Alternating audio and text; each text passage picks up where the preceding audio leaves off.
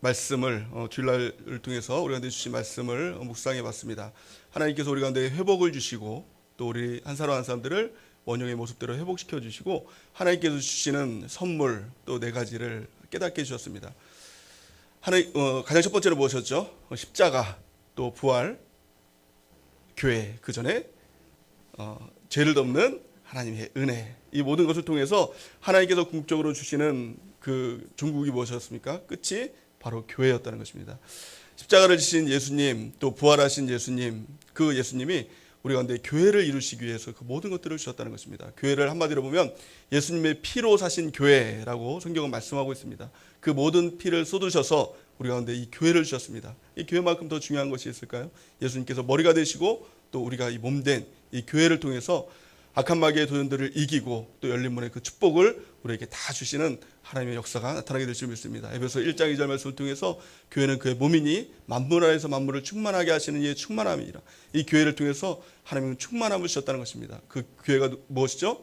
내가 교회고 우리가 교회라는 것입니다. 나를 통해서 하나님의 충만함이 나타나는 것, 우리를 통해서 하나님의 충만함이 나타나는 것, 이것이 바로 교회를 주신 하나님의 뜻인 줄 믿습니다. 예수님께서 십자가에 지시고 또 부활하시면서 얼마나 그 교회를 사모하고 또 그 교회를 이루시기 위해서 우리 가운데 얼마나 애를 쓰셨는지 성경을 보면 우리는 깨달을 수가 있습니다. 오늘 부활하신 예수님의 모습을 보면은요, 예수님께서 부활하셨습니다. 그리고 나서 가장 첫 번째 하신 일이 무엇이냐? 그 첫날에 하신 일이 제 아들을 찾아다니셨습니다. 제 아들을 찾아다니면서 그들 한 사람 한 사람들을 회복시키시고 그들에게 또 다른 무엇인가를 주는 것들을 볼 수가 있습니다. 우리 주님께서는 우리를 포기하지 않으십니다. 우리 한 사람 한 사람들을 만나주시고 회복해주시고 하나님께서 교회로 우리를 만들어주시는 것, 이것이 하나님의 뜻인 줄 믿습니다. 예수님께서 제 아들을 찾아와 주실 때 제 아들의 모습은 어떤 모습이었습니까? 그들은 참 어떻게 보면 참 비참한 모습이었어요. 모든 것이 다 무너진 모습이었어요. 오늘 본 말씀에 보니까 19절 말씀 보니까 이날 곧 안식 후 첫날, 언제입니까? 예수님께서 부활하신 날입니다. 저녁 때 제 아들이 유대인들을 두려워하여 모인 곳에 문을 닫았더니, 이렇게 말씀하고 있어요. 이 제 아들은 방에 들어가서 집에 들어가서 문을 닫고 있었어요. 유대인들을 두려워해서 문을 닫고 있었어요. 문을 닫고 꽁꽁 잠그고 있었습니다. 이들만 가운데 두려움이 있었거든요. 두려움이 있었어요. 근데 이들이 이 두려움의 이유를 묻는다면 아마 이렇게 얘기했을 겁니다. 유대인들이 나를 죽이려 하기 때문에 내가 두렵습니다. 아마 이렇게 얘기를 했을 겁니다. 근데 실상 그랬나요? 그렇지 않았습니다. 유대인들은 제 아들을 핍박하지 않았어요. 예수님께서 십자가에 달려 돌아가신 이후에 제 아들을 핍박하지 않았어요. 제 아들을 핍박했을 때가 언제냐? 교회가 세워지고 난 다음에 교회에 복음이 증거될 때 교회를 핍박했습니다. 근데 이 제 아들은 미리도 두려워하고 있는 것입니다. 있지 않는 일들을 두려워하고 있는 거예요. 두려움의 원인이 무엇이었습니까? 유대인들이 두려운 게 아니라 사실은요, 두려움의 근원이 있었다는 것입니다. 그 근원이 무엇이었냐면 예수님의 부재였다는 거예요. 우리가 왜 두려움을 느낄까요? 왜 우리 마음 가운데 불안함을 느끼고 왜 근심을 느낄까요? 우리는 종종 이렇게 생각합니다. 나는 돈이 없어서, 나는 그 어떤 병에 걸려서, 또 사람들의 어떤 이야기 때문에, 또 남편 때문에, 자녀 때문에, 또 아내 때문에 여러 가지 이유를 들 수 있습니다. 그러나요? 그 모든 것은 속는 것입니다. 두려움의 가장 큰 이유는 무엇입니까? 하나님과의 관계예요. 하나님과 거리가 떨어지면 떨어질수록 그 두려움이 있는 것입니다. 가장 첫 번째 두려움이 언제입니까? 아담과 하와가 하나님께서 먹지 말라고 한 선악과를 먹었을 때 나타난 가장 첫 번째 마음의 상태가 두려움이었어요. 하나님께서 아담을 찾지요. 아담아 어디 있느냐라고 했을 때 숨었습니다. 그래서 뭐라고 얘기했습니까? 내가 두려워하여 벗었으므로 두려워하여 숨었나이다. 아담도 속았어요. 정말 벗었으므로 두려워서 숨었을까요? 그럼 그는 선악과를 먹기 전에는 입고 있었습니까? 그 전에도 벗고 있었어요. 왜 웃으십니까? 똑같은 상태예요. 그런데 두려움이 몰려왔어요. 그랬더니 무엇을 봤죠? 자신의 상태를 본 거예요. 내가 왜 두렵지? 내가 벗었기 때문에. 이것이 우리가 지금 똑같이 겪고 있는 오류라는 것입니다. 우리한테 두려움이 있으면 그 두려움을 하나님과의 관계에서 찾는 것이 아니라 나에게 무엇인가 부족한가. 돈이 없으면 돈이 없다고 부족하고, 정말 돈이 없어서 부족한가요? 두려움이 있나요? 그리고 돈이 없는 사람들은 다 두려워야죠. 아니지 않습니까? 우리의 두려움의 원인을 우리가 바로 아는 은혜가 있기를 예수님의 이름으로 간절히 축원해야 됩니다. 내 마음의 상태가 두려움이 있다면, 또 염려가 있다면, 근심이 있다면 방법은 단 한 가지입니다. 주님께로 나가는 거예요. 그 방법 외에는 없습니다. 그래서 성경은 이렇게 말씀하고 있습니다. 히브리서 4장 16절 말씀 보니까 그러므로 우리는 긍휼하심을 받고 때를 따라 돕는 은혜를 얻기 위하여 은혜의 보좌 앞에 담대히 나아갈 것이니라. 아멘. 우리에게 필요한 것은 무엇입니까? 하나님의 은혜입니다. 하나님의 긍휼하심입니다. 두려움이 있다면, 염려가 있다면, 걱정이 있다면 하나님 앞에 담대히 나가는 것, 은혜를 얻기 위하여서, 긍휼하심을 얻기 위하여서 담대히 나가는 것, 이것이 유일한 방법인 줄 믿습니다. 근데 더 큰 하나님의 은혜가 무엇입니까? 우리가 두려움이 있을 때, 너무 큰 두려움이 있으면 우리는 종종 우리 자신을 보호하려고 합니다. 그래서 이 제자들과 같이 이 문을 잠가두고 걸어두고 자신을 보호하려고 하는 겁니다. 근데 그 강권적인 하나님의 은혜가 무엇입니까? 부활하신 예수님이 우리를 찾아와 주신다는 거예요. 저 여러분들이 이 자리에 있는 이유가 뭘까요? 이 자리에 있을 수 있는 비결이 무엇입니까? 여러분들이 계속 주님을 찾아서요, 주님 앞으로 계속 나와서요, 담대하게 주님을 붙들어서요. 여러분들은 어떤지 모르겠어요. 근데 저는 아니에요. 정말 하나님을 떠나서 도망갔던 적도 있고요, 정말 믿음이 없다라고 이 제자들과 같이 이 자물쇠를 잠그고 마음을 닫았던 적도 있어요. 근데 강권적인 하나님의 은혜가 무엇이었습니까? 나를 포기하지 않는 하나님의 은혜였어요. 나를 찾아와 주신 하나님의 은혜였어요. 예수님께서는 이 제자들을 찾아와 주십니다. 문이 잠겨 있어요. 근데 예수님께서 만약에 부활하셔서 제자들을 찾아갈 때 문을 두드리면서 얘들아 문 열어라, 내가 부활했다, 그러면 제자들이 어땠을까요? 문을 아마 더 꽁꽁 잠갔을 거예요. 그럴 리 없다고. 만약 그럴 만한 믿음이 있었으면 그들은 문을 잠그지 않았을 거예요. 문을 열어두고 주님을 맞이하기 위해서 준비했을 거예요. 믿음을 다 잃어버린 그 제자들을 향해서 예수님께서 하셨던 방법이 무엇입니까? 강권적으로 그들에게 다가갔다는 겁니다. 오늘 본말씀에 보니까 문을 닫았으나 예수님께서 그 안으로 들어가셨다는 거예요. 벽을 통과하셨다는 겁니다.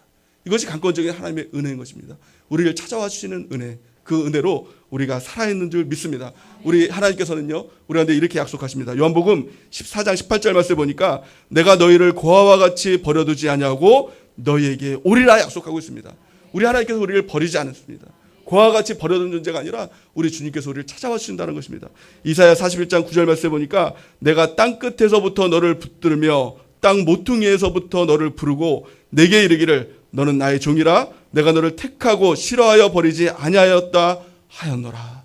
아멘이십니까? 우리 주님께서는 우리가 땅 끝에 있을지라도 우리를 찾아내 주시고 불러주시고, 그리고 너는 나의 종이다, 내가 너를 싫어해서 버리지 않는다. 이것이 우리 주님의 크신 은혜인 줄 믿습니다. 우리 하나님께서 우리를 포기하지 않으십니다. 우리 하나님께서 우리를 찾아와 주십니다. 우리 하나님께서 우리를 만나시기를 원하시는 것입니다. 부활하신 예수님이 제자들을 찾아주셨듯이 두려움에 떨고 있는, 또 의심하고 또 염려하고 걱정 가운데 있었던 이 제자들을 찾아와 주셨던 것처럼 우리 주님께서 이 자리에 오셔서 우리 한 사람 한 사람들을 만나주시기 원하는 것, 이것이 하나님의 크신 은혜인 줄 믿습니다. 그 주님을 만나는 은혜가 있길 바랍니다. 주님을 만날 때 우리 주님께서 우리를 회복시켜 주시고 진정한 교회로, 하나됨의 그 교회로 우리를 인도해 주시게 될 줄을 믿습니다. 오늘 예수님께서 제자들을 찾아와 주십니다. 그러고 나서 세 가지를 통해서 그들을 회복해 주신 것들을 볼 수가 있습니다. 우리 하나님께서 우리를 만나 주시고 회복해 주십니다. 근데 이 세 가지 과정을 통해서 회복해 주신다는 것입니다. 가장 첫 번째 회복의 방법이 무엇입니까? 오늘 본 말씀을 같이 한번 읽어보겠습니다. 19절 말씀 같이 한번 읽어보겠습니다. 시작.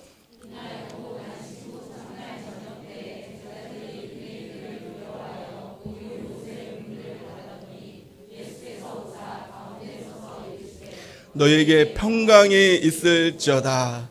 아멘. 우리 하나님께서 우리 가운데 가장 먼저 오셨을 때는 평강을 선포하신다는 것입니다. 평강을 주신다는 것입니다.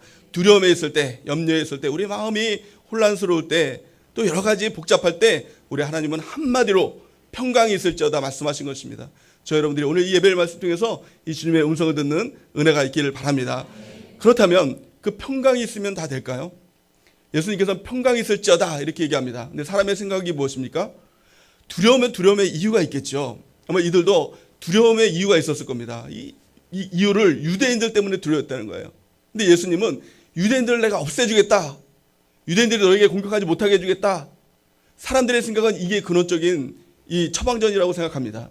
아마 여러분들 가운데도 두려움의 원인이 있다면 뭔가 있을 거예요. 돈이라든가 사람이라든가 건강이라든가. 그리고 주님께 원하는 것이 있다면 아마 이것을 원할 것입니다. 하나님 이 돈 문제를 해결해 주시면 내가 평강할 겁니다. 하나님 이 가정의 문제 또 건강의 문제를 해결하면 나에게 평강이 있을 것입니다. 이렇게 생각하시는 분도 있을 거예요. 근데 하나님의 방법과 우리의 방법은 전혀 틀린 것입니다. 하나님의 근원적인 처방의 방법은 무엇입니까? 말씀입니다. 선포입니다. 그래서 말씀의 능력이고 예배가 능력인 것입니다. 이것이 먼저인 것입니다. 하나님의 방법은 먼저 말씀하신다는 거예요. 그래서 어떤 분들은 이렇게 얘기하시는 분들도 있었어요. 아니, 교회 오면은 그냥 뭐 평강하라 또 무슨 어떤 말만 하는데 그런다고 내가 내 문제가 해결되느냐? 그걸 해결해 주셔야지 이렇게 얘기하시는 분도 있었어요. 그런데 하나님의 방법은요, 먼저는요 말씀이에요. 말씀을 통해 치유하시고 회복하시고 그 다음에 나타나는 것은 따라오는 것입니다. 이것을 가장 잘 알 수 있는 것이 창세기 말씀이거든요. 하나님께서 세상을 창조하실 때 그 순서를 보면 알 수 있어요. 가장 첫 번째 이 하나님께서 세상을 창조하실 때 그 이전의 상태가 어땠습니까? 혼돈과 흑암과 공허였어요. 그 이유가 뭘까요? 제가 지난주 금요일 날 이제 아이들 설교를 하면서 이 질문을 하니까 아이들이 눈이 반짝반짝하면서 막 맞추려고 막 그러더라고요. 그래서 다음 주에는 사탕을 주면서 이걸 한번 해볼까 이게 생각을 하면서 제가 여러분들에게 질문을 했는데 별로 효과가 없는 것 같아요. 하나님께서 이 천지를 창조하시기 전에 혼돈, 흑암, 공허가 있었어요. 그 이유가 뭐냐? 왜 혼돈, 흑암, 공허가 있었냐? 하나님의 말씀이 선포되기 이전이었기 때문에 그래요. 하나님의 역사 이전이라면 혼돈, 흑암, 공허밖에 우리 가운데 없다는 거예요. 왜 우리 가운데 혼돈, 흑암, 공허가 있을까요? 어떤 다른 이유가 아닙니다. 하나님의 말씀이 없기 때문에 그래요. 하나님께서 말씀으로 이 땅을 창조하십니다. 가장 첫 번째 날 무엇을 창조하셨죠? 빛이 있으라 창조하셨어요. 사람의 생각은 무엇일까요? 사람의 어떻게 보면 납득이 안 될 거예요.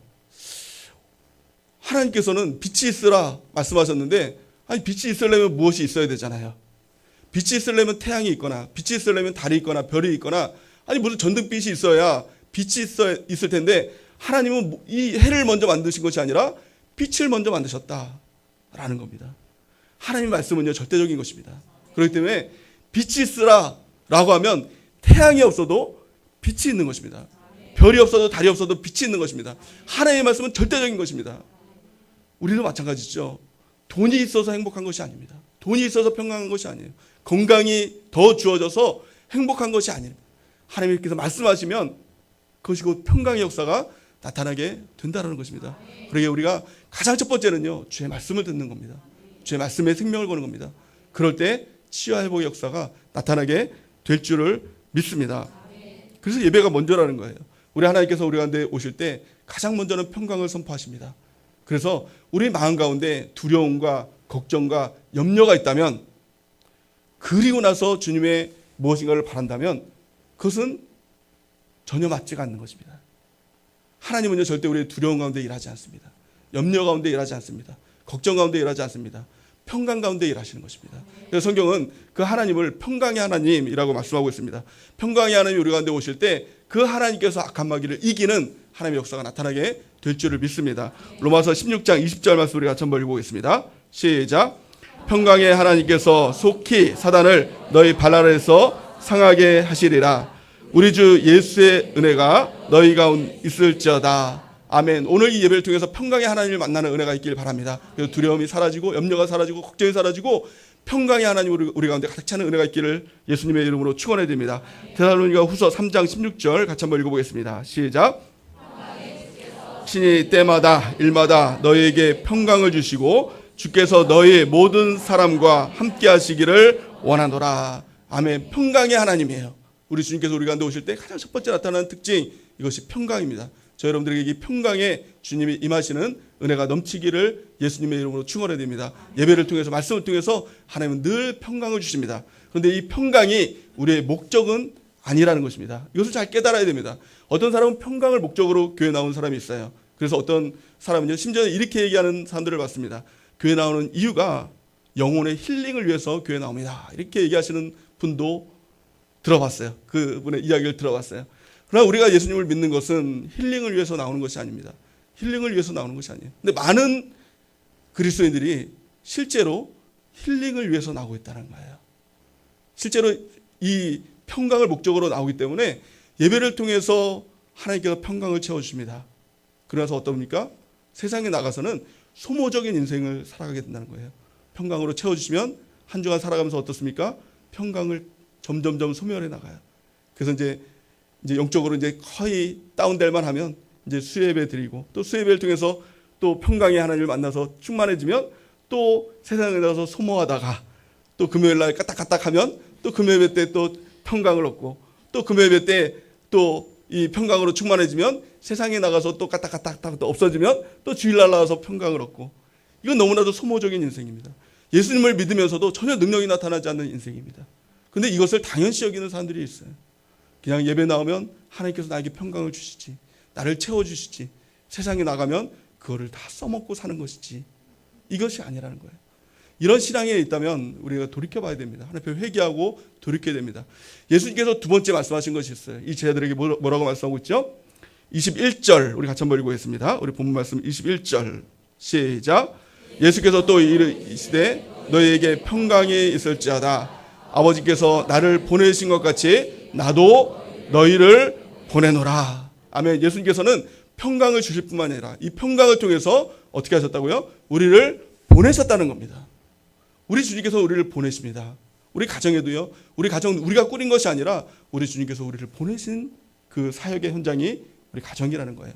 우리 사업장도 마찬가지입니다. 내가 사업을 돈 벌기 위해서 사업을 하는 것이 아니라 우리 주님께서 보내신 것입니다. 직장도 마찬가지죠. 내가 직장을 얻어서 뭐 승진하고 무엇인가를 하기 위해서 직장 다니는 것이 아니라 우리 주님께서 그곳에 보내주셨다는 거예요. 보내심의 의식이 있느냐는 겁니다. 근데 보내셨을 때 우리 주님께서 그 왜 어떻게 보내셨느냐, 왜 보내셨느냐 이것을 아는 것이 중요합니다. 어떻게 보내셨다고요? 아버지께서 나를 보내신 것 같이 나도 너희를 보내노라 이렇게 말씀하고 있습니다.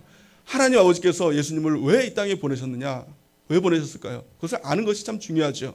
근데 성경은 분명하게 말씀하고 있어요. 누가복음 4장에 보면 42절 보니까 날이 밝으면 예수께서 나오사 한적한 곳에 가시니 무리가 찾다가 만나서 자기들에게 떠나지 못하게 만류하심에 이렇게 말씀하고 있습니다. 이 무리를 보면 그 숫자가 얼마나 됐을까? 성경에 보니까 남자만 5천 명의 무리가 예수님을 따랐다는 거예요. 남녀노소 다 합치면 2만 명이라는 사람이 예수님을 따랐어요. 아, 이걸 정말 상상해 보면 얼마나 대단합니까? 얼마나 대단해요. 제가 예수님의 옆에 있다면 예수님 성공했습니다. 예수님 이 땅에 오신 목적이 성공했습니다. 부흥했습니다. 아니, 지금 2만 명도 대단하지 않습니까? 지금 막 미스미디어인가요? 매스미디어인가요? 하여튼 그게 발달한 이 시대에도 2만 명이 모이는 게 어마어마한데 지금 교회가 막 이렇게 세워지고 막 그런 시대에도 교통이 발달된 이 시대에도 2만 명이 모이는 것이 어마어마한데 이때는 교통이 발달한 시대도 아니었어요. 미스미디어가 발달한 시대도 아니었어요. 근데 2만 명이라는 사람이 예수님을 따르는 거예요. 사람의 눈으로 보면 어떻습니까? 완전 성공이죠. 대붕의 역사죠. 숫자적으로 보면은요. 대붕의 역사예요. 근데 예수님은요.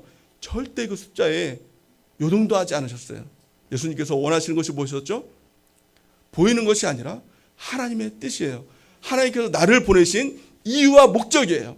예수님께서 이 땅에 사신 이유와 목적이 있다면 하나님이 나를 보내신 이유예요. 우리가 관심을 둬야 되는 것이 무엇입니까? 우리가 교회를 이루면서 관심을 이루어야 되는 것이 무엇입니까? 많은 어떤 숫자가 아니라, 많은 어떤 역사가 아니라 하나님께서 교회를 이루신 목적, 나를 보내시는 이유와 목적이 무엇인가, 이것을 깨달아야 된다는 것입니다. 예수님께서는 그 목적과 이유에 대해서 이렇게 말씀하십니다. 43절 같이 한번 읽어보겠습니다. 43절에서 44절 시작. 예수께서 이르시되 내가 다른 동네에도 하나님 나라 복음을 전하여야 하리니 나는 이 일을 위하여 보내심을 받았노라 하시고 갈릴리 여러 회당에서 전도하시더라. 아멘. 하나님, 예수님은 그 목적의 이유에 대해서 단 한마디로 말씀합니다. 나는 전도하기 위해서 왔다. 전도하기 위해서 왔다. 하나님께서 우리를 보내시는 이유와 목적이 뭡니까? 하나님께서 우리를 부르신 이유와 목적이 무엇입니까? 하나님께서 예수님을 부르신 이유와 목적과 똑같다는 거예요. 그 이유와 목적은 전도라는 겁니다. 또 다른 영혼을 구원하는 것. 이것이 우리의 사명이다라는 겁니다. 그런데 우리는 종종 전도에 대해서 참 어려움을 호소하는 분들이 있죠. 잘 안 된다고 하시는 분들이 있습니다. 그런데 사람의 힘으로 하면 누구라도 다 안 돼요. 누구라도 다 부담일 수밖에 없어요. 그리고 전도하면서 때로는 상처를 받을 수가 있고요. 전도하면서도 아이고 해도 안 돼. 이런 얘기나 하고 있고요. 그래서 우리 예수님께서 주신 게 있어요. 마지막으로 세 번째 주신 것이 있는데 그것이 무엇입니까? 성령을 주셨다는 겁니다. 22절 말씀 같이 한번 읽겠습니다. 본문 말씀 시작.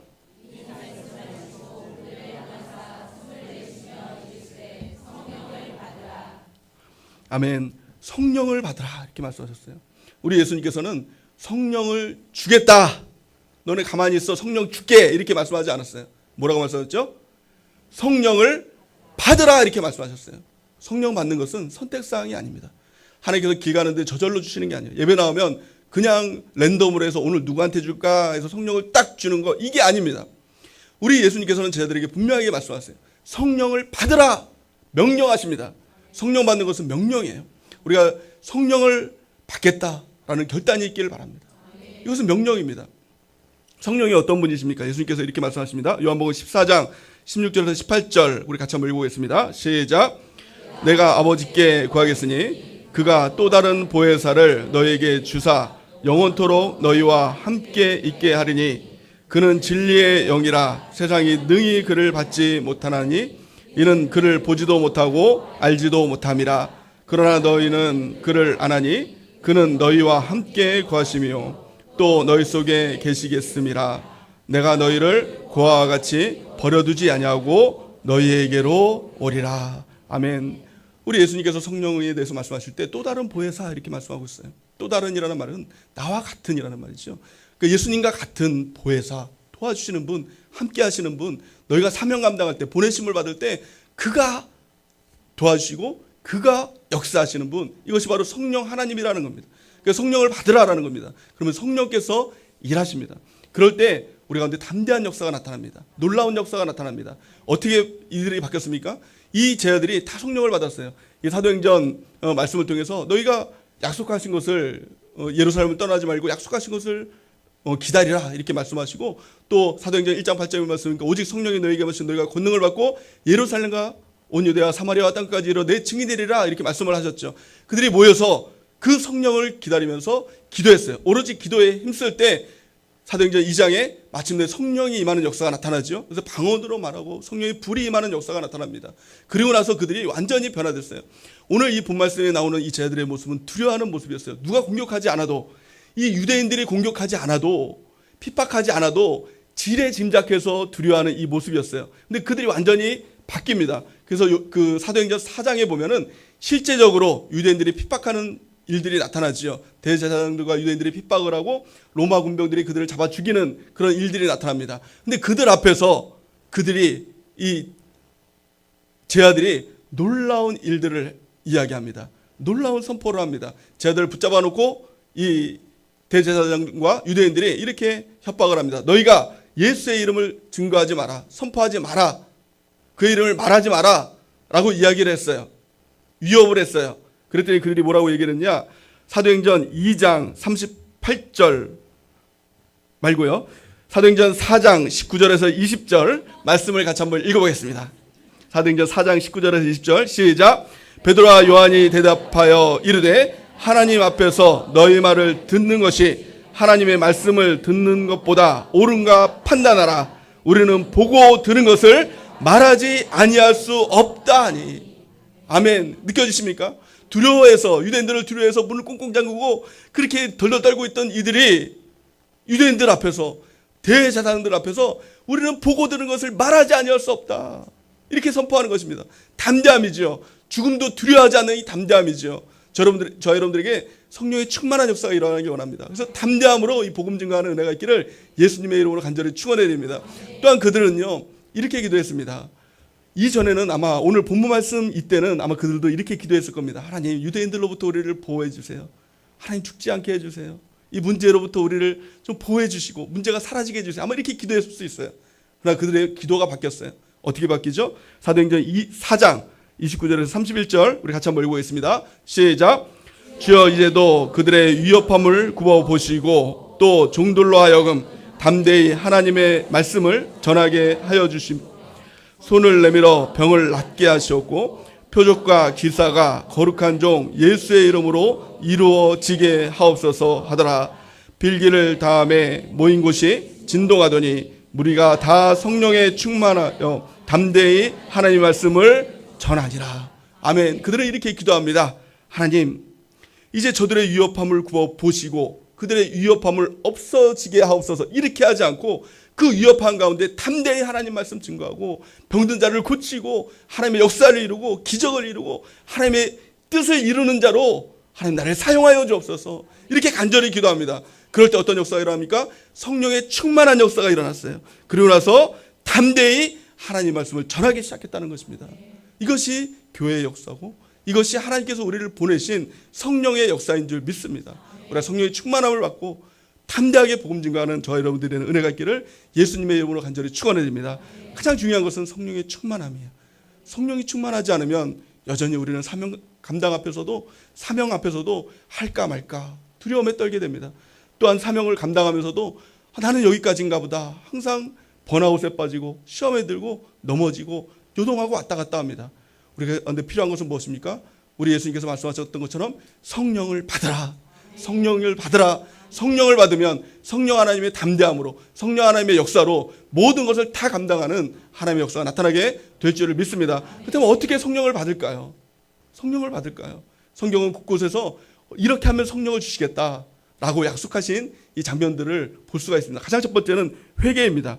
사도행전 2장 38절 우리 같이 한번 읽어보겠습니다. 시작. 베드로가 이르되 너희가 회개하여 각각 예수 그리스도의 이름으로 침례를 받고 죄사함을 받으라. 그리하면 성령의 선물을 받으리니. 아멘. 가장 첫 번째는 회개인 것입니다. 저희 여러분들에게 회개 영이 임하길 바랍니다. 회개할 때 우리 주님께서 선물로 성령을 주시는 겁니다. 그 성령께서 이제는 일하시는 겁니다. 저희 여러분들이 회개하는 은혜가 있길 바랍니다. 사도행전 3장 19절 말씀 보니까 그러므로 너희가 회개하고 돌이켜 너희 죄 없이 함을 받으라. 이같이 하면 새롭게 되는 날이 주 앞으로부터 이를 것이요. 이렇게 말씀하고 있어요. 회개하면 새로운 날이 열리는 거예요. 회개하면 나의 날이 아니라 성령의 날, 성령께서 일하시는 놀라운 역사가 우리 가운데 나타나게 될 줄을 믿습니다. 두 번째, 하나님께서 약속하신 성령은요, 온전한 순종을 통해서 우리에게 주시겠다라고 약속하신 것입니다. 사도행전 5장 32절 말씀 우리 같이 한번 읽어보겠습니다. 시작. 우리는 이 일의 증인이요 하나님이 자기에게 순종하는 사람에게 주신 성령도 그러하니라 하더라. 아멘. 교회에서는 여러 가지 명령을 합니다. 여러 가지 지시를 하죠. 이렇게 하십시오. 저렇게 하십시오. 또 이것을 하십시오. 저로 가십시오. 이리로 오십시오. 여러 가지 일들을 합니다. 근데 우리 가운데 순종하면 무엇을 주신다? 성령을 주신다는 거예요. 그래서 종종 내가 감당할 수 없는 일들을 요구할 때가 있어요. 그래서 왜 우리가 순종하지 못하느냐? 내가 감당할 수 없으니까. 왜 순종 못하죠? 내가 부족하니까. 내가 연약하니까. 그런데요, 내가 부족하고 연약해도 순종하면 성령 하나님께서 우리 가운데 오셔서 성령께서 그것을 감당하게 해준다는 거예요. 이게 놀라운 일이에요. 성령 하나님과 같이 이렇게 동역하면 놀라운 일들을 바라봐요. 지금 나로서는 할 수 없는 일들을 하게 된다는 겁니다. 그래서 이번에 간증할 때도 몇몇 분들이 이렇게 얘기하신 분들이 있어요. 저 간증 빼주세요. 왜요? 그랬더니 저 너무 부족하게. 저 강단에 있으면 떨려가지고 말 한마디도 못해요. 저 무대 공포증 있어요. 이렇게 얘기하신 분도 있어요. 제가 이렇게 얘기했어요. 성령 하나님이 하십니다. 그냥 위로하려고 한 말이 아니라 꼬시려고 이렇게 세우려고 한 말이 아니라 정말 내가 하겠다고 순종하면 성령 하나님이 하신다니까요. 근데 정말로 그랬어요. 정말 그렇게 못하겠다고 하신 분이 정말 빼달라고 하신 분이 이 간증을 하는데 그 은혜, 그분들을 통한 그 은혜가 너무나 너무 큰 것을 발견하면서 저분들이 하는 게 아니라 성령 하나님이 하시는구나 이것들을 깨달았어요. 우리 하나님께서 우리를 사용하실 때, 하나님께서 우리를 쓰실 때 어떨 때 우리를 사용하실까요? 우리는 종종 내가 상태가 좋을 때, 내가 좀 잘 나갈 때, 채소로 보면 좀 싱싱할 때, 내가 뭔가 좀 할 수 있을 때 하나님께서 나를 쓰실 것이다 이렇게 생각을 합니다. 근데 정작 하나님께서 우리를 사용하실 때는요, 그럴 때 우리를 사용하지 않으세요. 그때는 침묵하셔요. 그리고 정작 하나님께서 우리를 사용하실 때는 정말 그 배추에 소금을 잔뜩 쳐가지고 이렇게 푹 절여놓은 완전히 아무것도 할 수 없는 그런 모습들 가운데 하나님께서 이것 좀 해봐라. 내가 너를 쓰고 싶다. 이렇게 하시는 거예요. 이렇게 하신 것들을 볼 수가 있어요. 모세가 쓰임받는 과정을 보면 우리가 그걸 분명히 알 수 있죠. D.L. 무디라는 그 목회자가요, 그 모세가 쓰임받는 이 세 단계에 대해서 말씀을 전한 적이 있는데요. 모세가 120세를 살았죠. 근데 그의 가정을 보면 40세, 그 바로의 궁에 있었던 40세, 또 거기서 쫓겨나서 그 광야에서 혼자 유래했던 그 40년, 이 40년이 있었죠. 또 하나님께서 부르시고 80세에 부르셔서 썼던 40년이 있었어요. 그 세 단계를 구분해서 이렇게 표현을 했습니다. Something, nothing, everything 이렇게 하겠습니다. 영어를 잘 안 쓰는데 요즘에 일본어를 좀 쓰려고 하는데 영어가 좀 발음이 안 돼서 죄송합니다. 모세는요, 모세의 40년 기간은 something이었어요. 뭔가 가지고 있는 거였어요. 권력도 가지고 있었고, 젊음도 가지고 있었고, 패기도 가지고 있었고, 그냥 뭔가 열정도 가지고 있었고, 그래서 그 가운데 하나님께 좀 쓰임 받기를 원했어요. 그래서 뭔가 좀 자신이 일하려고 했죠. 근데 그 결과는 무엇이었습니까? 처참한 패배였어요. 그러고 나서 완전히 떠나서 도망가서 혼자 사는, 숨어 사는 40년간의 기간을 갖습니다. 우리도 종종 하나님께 쓰임 받고자 할 때 something, 뭔가 가지고 있을 때, something 딴 something이 아닙니다. something, 뭔가 가지고 있을 때, 무엇인가 내가 능력이 있을 때, 무엇인가 권력이 있을 때, 돈이 있을 때, 이때 쓰임 받으려고 해요. 근데 하나님은요, 정작 그때는 쓰시지 않는 거예요. 그래서 이 모세가 광야에서 혼자 양을 치면서 40년간의 기간을 지나면서 어떤 상태가 됐느냐? nothing이 됐어요. 정말 이 배추에 소금을 잔뜩 쳐서 절여놓은 이 상태가 됐어요. 완전히 무기력한 사람이 됐어요. 하나님께서 그를 부르시죠. 이 떨기나무에서 이게 불 나는 것을 통해서 모세를 부르십니다. 그리고 나서 너가 이제 나를 위해서 쓰임 받아야겠다. 내가 너를 바로에게 보내겠다라고 했더니 바로 이 모세가 이렇게 얘기하죠. 하나님, 나는 입이 둔한 자입니다. 말 못하는 자예요. 40년간 혼자 살았으니 누구랑 말할 사람도 없으니 뭐 양이랑만 얘기했으니 말도 다 까먹고 어눌한 자예요. 어눌한 자가 됐다는 거예요. 보낼 만한 자를 보내소서. 하나님이 아니다, 내가 너를 보내겠다. 아니, 보낸 자를 하나님께 화를 내시잖아요. 그러니까 아무것도 할 수 없는 이 모습, 이 상태가 nothing이에요. 근데 하나님께서 정작 우리를 쓰시고자 할 때는 언제예요? nothing이에요. 그래서 우리를 부를 때 내가 부족한데요, 내가 연약한데요, 그래서 쓰시는 겁니다. 부족해서 쓰시는 거예요. 연약해서 쓰시는 거예요. 왜요? 내가 something이라면, 내가 무엇인가 있다면 그걸로 자꾸 승부하려고 하거든요. 하나님보다도 자꾸 그걸로 좀 뭔가 좀 내가 좀 드러내려고 하는 그런 모습들이 있어요. 그런데요, 하나님은 완전히 내가 아무것도 할 수 없는 그 가운데 오직 하나님이 역사하시는 것, 그것들을 보여주기를 원한다는 거예요. 모세가 순종했습니다. 결국엔 순종했죠. 그러고 나서 80세부터 120세까지 그 과정이 무엇입니까? 에브리띵의 과정이었어요. 하나님으로 인해서 무엇이든지 할 수 있는 그 과정. 저 여러분들이 쓰임받는 이 과정이 뭐예요? 바로 에브리띵의 과정인 겁니다. 누가 일하십니까? 내가 일하는 것이 아니라 성령 하나님이 일하시는 겁니다. 저는 사역을 하면서 종종 정말 하나님이 살아계시다, 그런 것들을 종종 경험하게 되는데요. 그것들을 경험할 때가 언제냐? 제 자신의 모습을 보면서 야, 정말 하나님 살아계시다라는 것들을 경험합니다. 참 나같이 부족하고 나같이 연약한 자를 사용하시고, 야, 내가 쓰임받고 있어. 이게 정말 하나님이 살아계시지 않으면 나를 쓸 수 없거든요. 저는 제가 쓰임받고 있다는 것이 정말 놀라워요. 어쩔 때 가끔 보다가 야, 나 같은 자를 하나님께서 쓰시는구나, 이런 것들을 보면서 깜짝깜짝 놀랍니다. 참 실수도 많고 참 부족함도 많은 이 제 모습이거든요. 우리 목사님이 뒤에서 격하게 이렇게 공감을 이렇게 하시는 것 같아요. 네. 유쾌하지는 않지만 하여튼 맞아요. 그게 사실이에요. 근데 어쩔 수가 없어요. 부족해요. 실수도 많고. 그래서 전에 목사님이 실수를 하지 않으면 김동경 목사가 아니야, 이런 얘기를 할 정도로 참 실수도 많고 부족하고 연약한 자. 처음에 하나님께서 저를 쓰시고자 할 때 자꾸 이렇게 물었어요. 정말 저를 쓰시고자 하는 게 맞나요? 저는 정말 부족한데요. 저는 정말 연약한데요. 저를 쓰시고자 하는 게 맞나요? 이렇게 물었던 적이 있어요. 근데 지금 보니까 맞더라고요. 왜요? 연약하니까, 부족하니까. 그래서 저는 이렇게 설교를 하면서도 정말 하나님이 살아계시다는 것을 정말 경험할 수밖에 없어요. 저 같은 자가 이렇게 말씀을 증거하는 게 있을 수 없는 일이거든요. 말주변도 없고, 말도 어눌하고, 발음도 이렇게 똑바로 잘 못하고, 그리고 심지어는 무대 공포증까지 있는 제 자신이 이렇게 쓰임받을 수 있다는 게 정말 놀라울 따름이에요. 하나님은요, 부족한 자를 쓰세요. 연약한 자를 쓰세요. 그래서 이번 주일부터 이제 5월 달부터 주일날 말씀을 통해서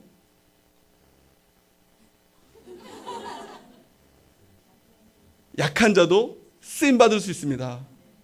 알아요, 알아. 정확한 그 제목을 제가 생각하기 위해서 저 이렇게 연약한 사람이라면. 근데 그 약한 자도 쓰임 받을 수 있습니다. 이 말씀을 들을 때 이 제목만 들어도 정말 너무 은혜가 됐어요. 약한 자도 쓰임 받는 게 아니라 약해서 내가 쓰임 받는, 나 같은 자를 사용하시는구나. 이것이 정말 하나님의 살아계신 역사구나. 이것입니다. 여러분도 마찬가지 아니에요? 저만 그렇습니까? 여러분도 마찬가지잖아요. 그래서 우리가 해야 될 것은 단 한 가지예요. 아멘하고 순종하는 거예요. 그러면 하나님의 일하심을 볼 수가 있는 거예요. 작년 5월 달에 저에게 목사님께서 재정을 좀 맡아봐라 라고 했을 때 눈이 깜깜했어요. 이게 머리가 멍했어요. 왜냐하면 저는 숫자관념이 없는 사람이거든요. 숫자도요, 재능 아닙니까? 숫자도 재능이에요. 숫자도 은사예요. 어떤 사람은 이 번호판만 딱 봐도 딱 기억하는 사람 있잖아요. 그 전화번호도 그냥 들으면 딱 외우는 사람 있지 않습니까? 제가 얼마 전에 그 오영주 목사님한테 계좌번호를 물어볼 기회가 있어서 계좌번호 집에서 혹시 보시고 저한테 문자 주세요라고 했더니 딱 그냥 나오더라고요. 깜짝 놀랐어요. 이게 사람인가 인간인가 그래서 그걸 다 외웠어요. 계좌번호를요. 여러분들 다 외우시나 봐요. 저만 못 외우나 봐요. 저는 숫자 관점이 없는 사람이에요. 제 전화번호도 잘 기억하지 못하는 사람이에요. 얼마 전에 병원 신방에 갔는데 거기서 이제 주차, 우리 김지원 집사님이랑 같이 갔는데 주차 그거를 이제 끊어주겠다고 저는 번호판이 넘버가 목사님 번호판 넘버가 뭐예요? 이렇게 물어보더라고요. 그래서 생각이 안 났어요. 전혀 생각이 안 났어요. 잘 생각이 안 난다고 했더니 목사님 차 맞냐고 물어보더라고요. 이 정도로 숫자 관점이 없는 사람이에요.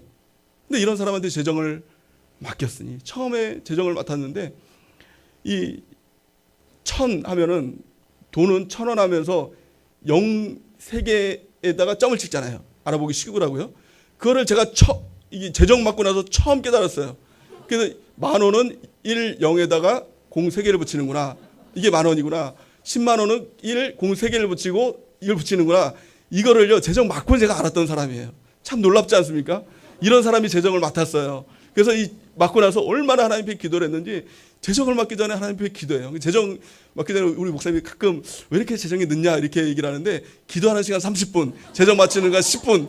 그러니까 하나님 앞에 이렇게 기도를 하는 거예요. 제발 틀리지 않게 해달라고. 틀리지 않게 해달라고. 근데요 재정을 지금 1년이 됐어요 벌써. 이제 5월 달에 맡았는데 근데 너무 잘하는 거예요. 너무 잘하는 거예요. 제가 생각해도 너무 잘하는 거예요. 이렇게 또 얘기하면 또 실수를 하죠. 근데 정말 이거예요. 저는 정말 재정을 못한다고 했거든요. 숫자 관념이 없다고 했거든요.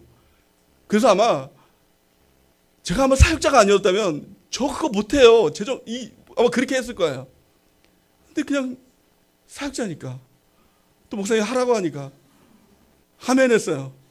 한다고 했어요. 그래서 기도했어요. 근데 하나님께 좀 도와달라고 했어요. 그러니까 되더라고요. 그러니까 못하는 게 없는 거예요. 못하는 게 없는 거예요. 세상에 못할 게 없는 거예요. 우리 하나님께서 우리를 맡아주시면 우리 가운데 하라 하시면 할 수 있는 겁니다. 우리가 해야 될 게 뭐예요? 순종하는 겁니다. 순종은요 절대 순종하는 겁니다. 또 이 말하면 또 목사님께서 또 무엇을 시킬지 모르겠지만 아니 우리가 해야 될 것은요 순종하는 거예요. 교회 일 못할 게 없는 겁니다. 절대 순종하라는 거예요. 그러면 성령 하나님께서 함께 해주시고 내가 일하는 게 아니라 성령님이 일하시는 거예요. 그러면 참 놀라운 일들을 경험하게 되는 거예요. 그래서 우리 신앙생활은요 어떤 목사님께서 모험이라 이렇게 얘기를 했어요. 왜 모험이라고 얘기하느냐? 내가 할 수 없는 일들을 하는 거예요. 내가 감당하지 못할 일들을 하는 거예요. 무엇을 통해서? 누구를 통해서? 성령 하나님을 통해서. 우리가 해야 될 것 단 한 가지. 아멘. 아멘하는 겁니다. 그래서 성경에 보니까 너희가 아멘하여 하나님의 영광을 돌리느니라. 우리가 아멘하면 이제는 그 다음에는 하나님이 책임져 주시는 겁니다. 성령 하나님께서 함께 해주시는 겁니다. 그래서 순종하는 자에게 성령 주신다. 우리가 따라해 볼까요? 순종하는 자에게 성령님을 주십니다. 자, 세 번째, 누구에게 성령을 주시느냐? 성령은요 구하는 자에게 주시겠다. 이렇게 말씀하고 있어요. 그래서 성령은요 구해야 된다는 것입니다. 그러면 여기서도 퀴즈 들어갑니다. 누구나 아무나 성령을 구하면 성령을 주실까요? 그것도 하시는 분도 있고 아니라고 하시는 분도 있어요. 좋았어요. 누구나 성령을 구하면 성령을 주시느냐? 이게 아닙니다. 누구에게 성령을 주시느냐? 반드시 하나님께서 자녀에게만 성령을 주시는 겁니다. 자녀에게 주시는 거예요. 그 자녀의 특권이 뭐예요? 자녀의 권세가 뭐예요? 구하는 거예요. 아버지, 성령 주세요. 아버지, 성령 주세요. 그러면 성령을 주시겠다라고 약속하고 있는 것입니다. 누가복음 11장 9절에서 13절 말씀을 같이 한번 읽어보겠습니다. 시작. 내가 또 너희에게 이르노니 구하라 그러면 너희에게 주실 것이요 찾으라 그러면 찾아낼 것이요 문을 두드리라 그러면 너희에게 열릴 것이니 구하는 이마다 받을 것이요 찾는 이는 찾아낼 것이요 두드리는 이에게는 열릴 것이니라. 너희 중에 아버지 된 자로서 누가 아들이 생선을 달라 하는데 생선 대신에 뱀을 주며 알을 달라 하는데 정갈을 주겠느냐? 너희가 악할지라도 좋은 것을 자식에게 줄 줄 알거든. 하물며 너희 하늘아버지께서 구하는 자에게 성령을 주시지 않겠느냐 하시니라. 아멘. 하나님께서 우리 아버지인 것을 믿습니까? 하늘 아버지인 것을 믿습니까? 그렇다면 그 아버지께 성령을 구하는 은혜가 있길 바랍니다. 13절 말씀이니까 너희가 악할지라도 좋은 것을 자식에게 줄 줄 알거든. 하물며 너희 하늘아버지께서 구하는 자에게 성령을 주시지 않겠느냐. 주시겠다. 반드시 주시겠다. 오늘 이 저녁에요, 우리가 이 자녀된 권세로서 우리 아버지께, 하늘아버지께 성령을 구하는 은혜가 있길 바랍니다.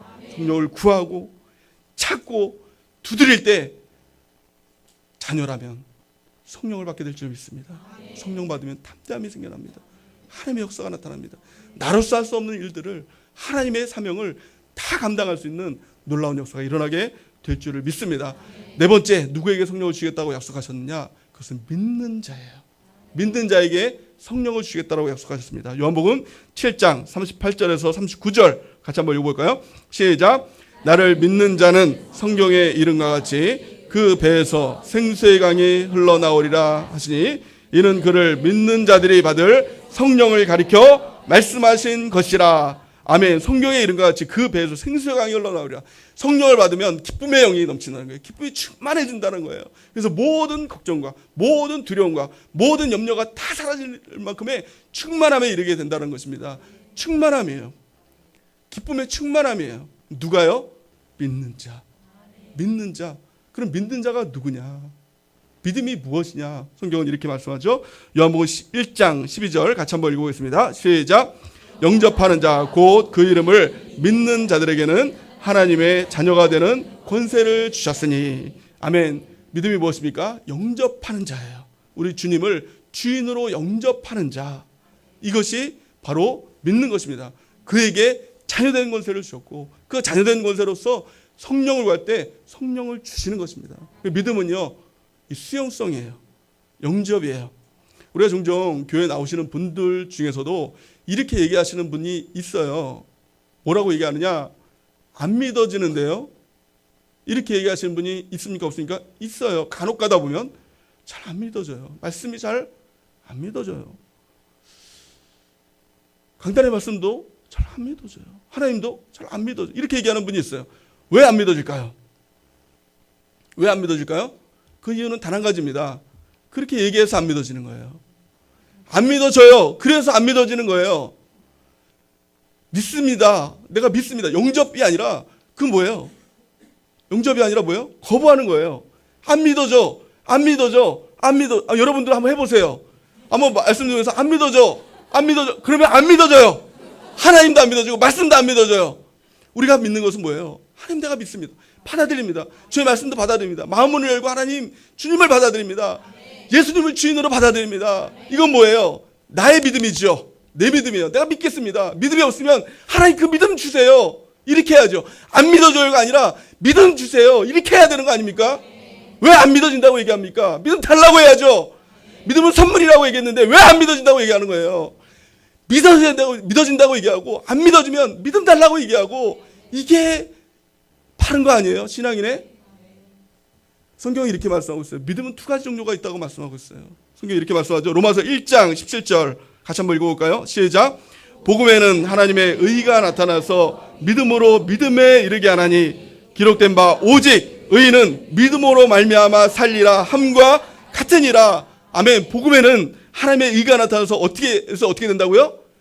믿음으로 믿음에 이르게 된다는 거예요. 이 첫 번째 믿음은 무엇이고 두 번째 믿음은 무엇입니까? 믿음으로. 이것은 뭐예요? 내가 믿음으로, 내가 받아들임으로 하나님 주님을 믿습니다. 주의 말씀을 믿습니다. 예수님이 나의 주인인 것을 믿습니다. 예수님이 나를 구원하신 것을 믿습니다. 우리가 그것을 고백하고 믿음으로 내가 받아들이는 거예요. 나의 의지죠? 나의 의지죠? 그 믿음으로, 그 다음에 나오는 믿음이 무엇입니까? 하나님이 믿어지게 해서 믿는 믿음이에요. 믿음은 가만히 내가 믿지도 않는데, 가만히 나의 의지도 아닌데 가만히 있다가 오늘 믿어지네? 이런 역사 전혀 없어요. 처음에는 아멘, 이게 뭐예요? 믿습니다, 이거 아닙니까? 이게 말씀이 선포되면 아멘, 뭐예요? 내가 믿습니다. 내가 받아들이겠습니다. 내가 영접합니다. 이거예요.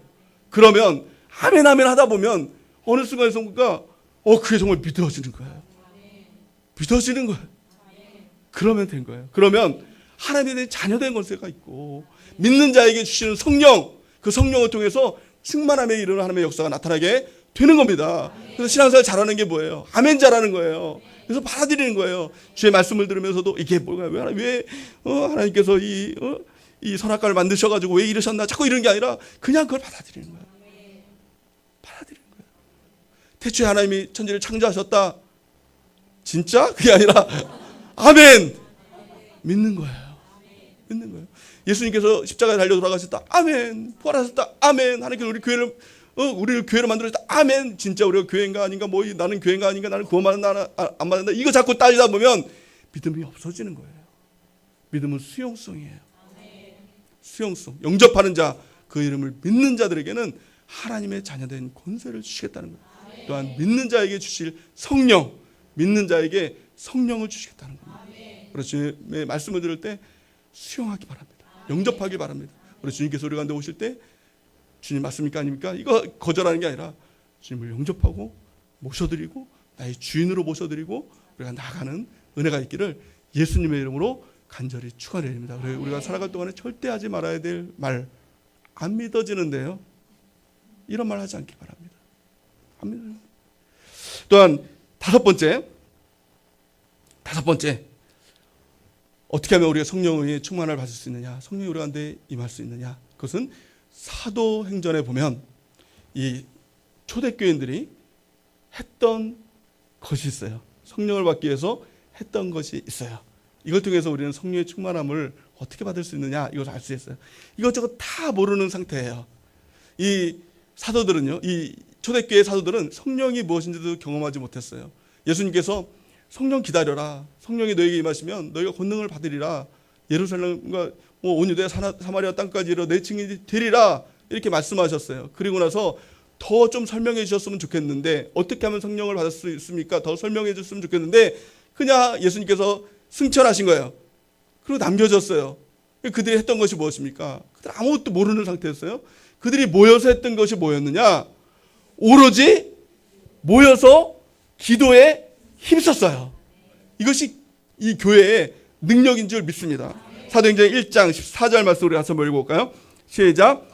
여자들과 예수의 어머니 마리아와 예수의 아우들과 더불어 마음을 같이하여 오로지 기도에 힘쓰더라.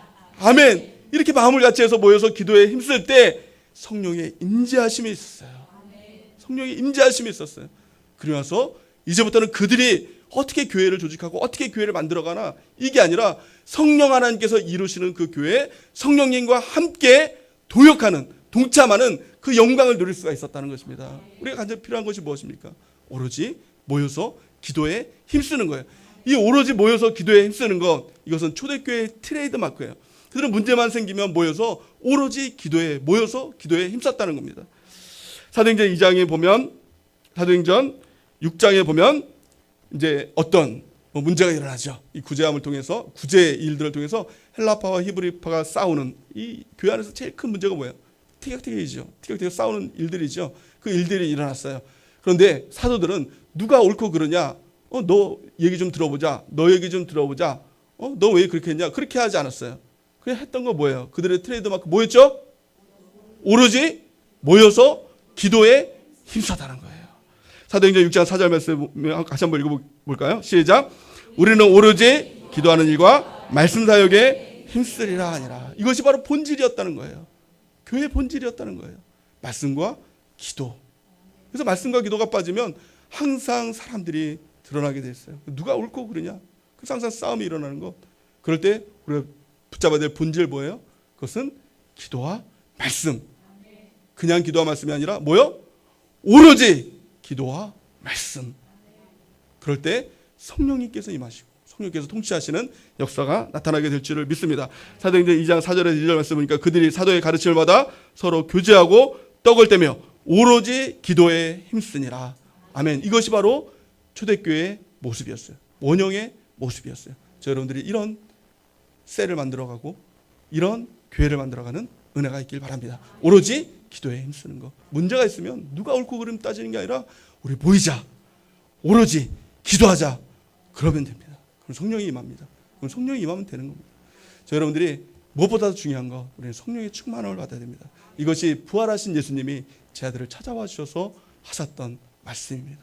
동일하게 우리 교회를 통해 주님께서 주시는 말씀이 있다면 성령을 받으라 이렇게 말씀하실 것입니다. 저 여러분들이 성령의 충만함을 받는 은혜가 있길 바랍니다. 만약 두려움 가운데 있는 분들이 있다면, 염려 가운데 있는 분들이 있다면, 또 걱정 가운데 있는 분들이 있다면 어떤 사건이 아니라 그 문제의 근원이 무엇이냐 이것을 우리가 깨달아야 됩니다. 근원이 무엇입니까? 주님과의 거리예요. 이제는 주님께 더 가까이 나가는 것, 주님의 음성을 듣는 것, 평강의 음성을 듣는 것, 이것이 가장 중요한 것입니다. 그 주님을 만나고 또 그 주님으로 인해서 성령의 충만함을 받고 우리 주님의 보내심을 받아 쓰임받는 저 여러분들이 되는 은혜가 넘치기를 예수님의 이름으로 간절히 축원해 드립니다.